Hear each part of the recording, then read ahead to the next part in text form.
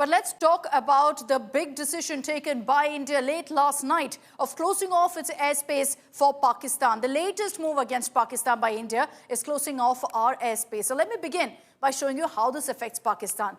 The path they took earlier versus now. Flights would fly right through India, particularly if you were to look at flights to Kuala Lumpur. So now Pakistan flights which are traveling, let's say, to Kuala Lumpur in Malaysia from Lahore will now be forced to take longer detours to reach destinations across India. Obviously, that raises operational costs. It increases travel time as well. So instead of cutting straight down, they now have to go all the way around through China, through Vietnam, and then touch down in Kuala Lumpur. An addition of 2 hours to an otherwise 6-hour journey becomes 8 hours.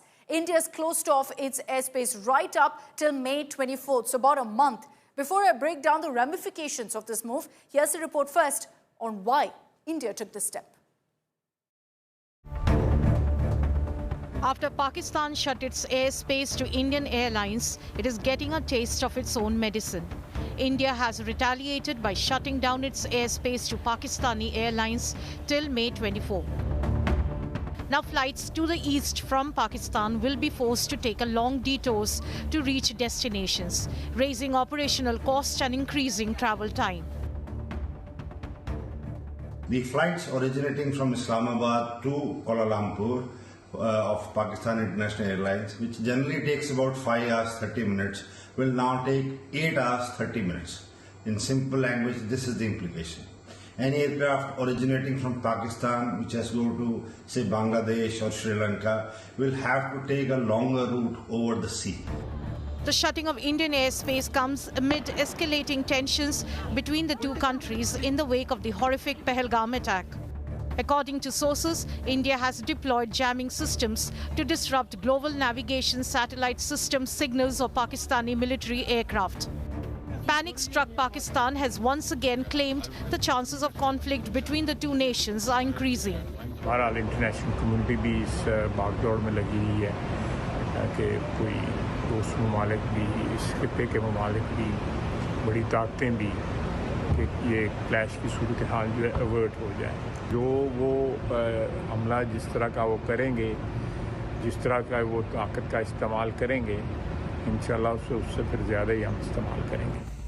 India has adopted a multi-pronged approach to avenge the Pahalgam terror attack. The closure of airspace is the latest in a series of retaliatory measures taken by India. Bureau Report, India Today. Okay, let's talk about how this impacts Pakistan.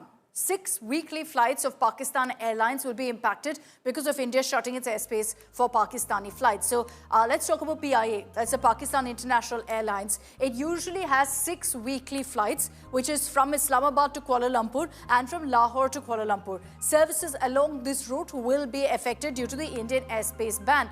Now, what it will lead to is a 2-hour delay for flights. These flights usually last about 6 hours. It will now become 8 hours, which is a huge added waste essentially for Pakistan. How much money are we talking about here? What kind of losses will Pakistani Airlines suffer? We broke it down for you. So previously, a 6-hour journey, I'm talking about Lahore to Kuala Lumpur, it would cost somewhere between 12.3 million to 20.2 million Pakistani rupees. I'm talking about wide-body aircrafts. Now, after that duration increases from 6 hours to 8 hours, because 2 hours have been added, the flight can't go like this, it goes all the way around. The charge that you're seeing increasing becomes 16.8 million to 26.9 million Pakistani rupees. Mind you, this is per flight.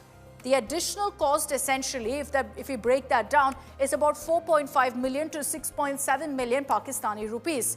We break that down further. Like I told you earlier, 6 flights per week from Lahore, Islamabad to Kuala Lumpur. So you calculate that and look at how much losses they're going to report per week. It's at 27 million to 40.2 million loss every week.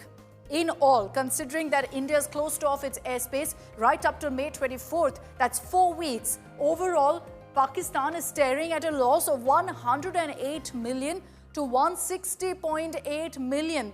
And this, imagine, is the loss that a country that's already struggling with an economic crisis is going to be facing. Its airlines, this is the Pakistan International Airlines flight that we're talking about, could now be suffering as a consequence of India shutting off its airspace. So this is the kind of loss that they'll suffer, somewhere between 108 million to 160.8 million till May 24th, so in a matter of 4 weeks. So that's how Pakistan will be affected because of longer routes for Pakistan flights. Instead of going through India, they have to fly via China, via Sri Lanka, and then reach their destination.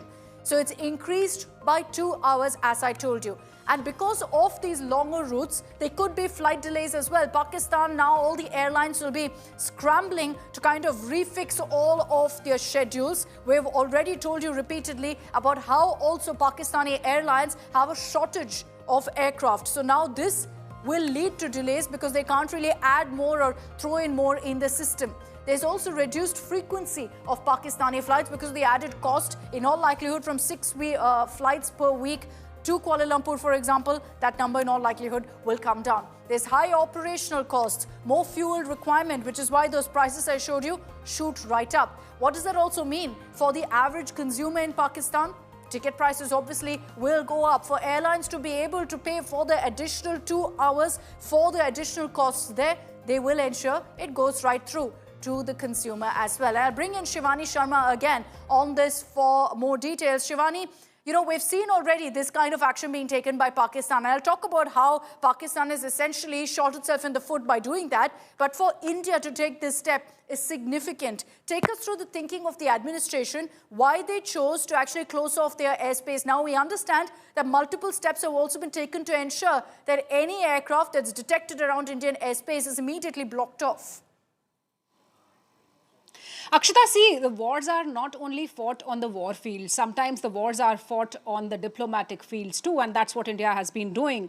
After the 22nd April attack of Pahalgam, there have been multiple strikes on Pakistan that India has taken on, hitting hard on the economy, hitting hard on the visa cancellation, hitting hard by cancelling the Indus Border Treaty. And that's what we are seeing, a lot of panic in Pakistan. When we talk about the airspace banning, this is causing a direct hit on the aviation sector of Pakistan. Pakistan's economy has been in shambles. Everybody knows about it. It has been depending on other nations for funds. It has been asking for help. And now, when Indian government has taken these initial steps, it's all the more difficult for Pakistan to sustain itself because, you know, cancellation of visas has been causing a lot of discomfort to people. We've been playing those stories almost every day. Banning of YouTube channels of the celebrities of Pakistan who've gained popularity in India is another massive blow. Now, banning the airspace is one major hit that India has given out. And remember, Akshita, this is all happening on the diplomatic channels. India has not even initiated action militarily. And India has been authorized to do so. Not only the forces are ready for it, but now the global community is also standing by India. So India has started with these initial steps, and this is hitting Pakistan hard in its spine and affecting its, impacting its economy. And that's why we are seeing these steps that have been quite impactful as we see these statements, reactions from Pakistan too. Yeah.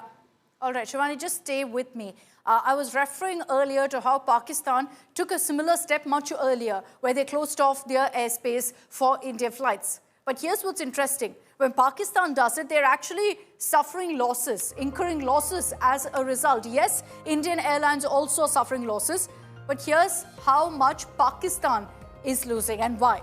Airlines essentially, when they fly over a country's airspace, pay something called an overflight fee. Pakistan is losing overflight fees. What I'm referring to here is that when Indian Airlines also fly over Pakistan, they pay a certain amount to Pakistan as overflight fees. And Pakistan is losing out on that amount from India. How much are we talking about? Pakistan is losing $232,000 daily due to overflight fee losses from India. Imagine that. That's a daily count that I'm giving you. Pakistan is estimated, therefore, to lose over $50 million. How do we come to that figure? You go back to 2019 after the Pulwama attack, when again a similar step was taken. Pakistan actually lost over $50 million then. And that's why now too, it's estimated that their losses could be somewhere around this number, or for that matter, even more.